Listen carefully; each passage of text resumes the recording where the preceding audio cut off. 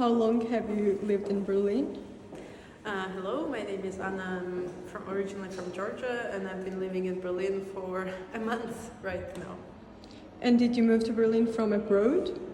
I moved to Berlin from another city in Germany where I did my master's degree.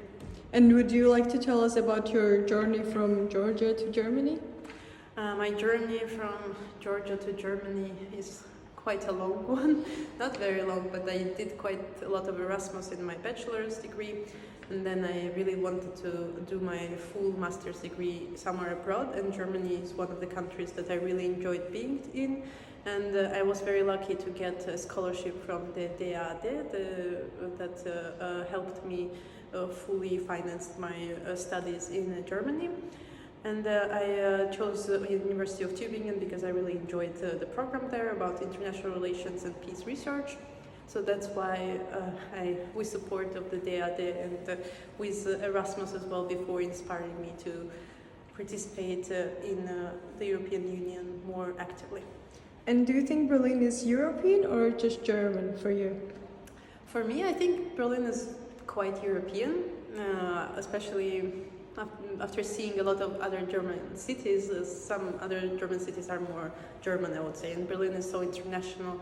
There's so many cultures, there's so many also understanding of each other, and you can see anyone in Berlin, like not only Europe but also other countries from around the world. And just the fact that Berlin was split and the whole history, I think it makes it more special and more maybe one of the most European cities that I have seen. And what would you like to tell a politician in Strasbourg or Brussels?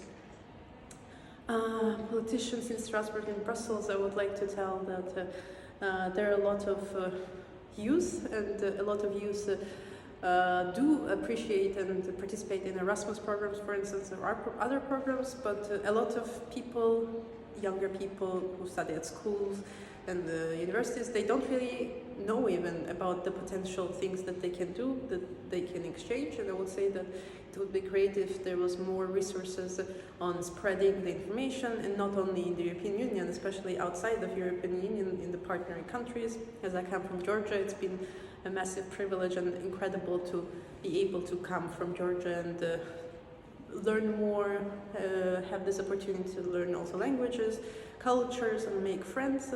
So I think spreading this and working more on helping these countries to get closer personally, I think is very important and should be continued for a longer time. And do you think your voice is heard in decision-making process?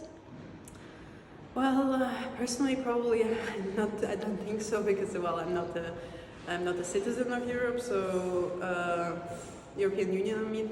So I don't really participate in elections and so on. So sometimes it does feel a bit frustrating that I don't have a voice here per se, but I do participate in some demonstrations for Georgia, for instance, in Berlin that happened because it's so many people here that there's always protests and so on. So I think I somehow managed to maybe make my voice heard from Germany to Georgia, but for the European Union, of course, because of my nationality, it's not as much. Maybe sometimes I feel maybe people who are like migrate and maybe their voices are a bit misheard and not heard. Maybe I wouldn't say ignored, but I think that's also something that should be considered more.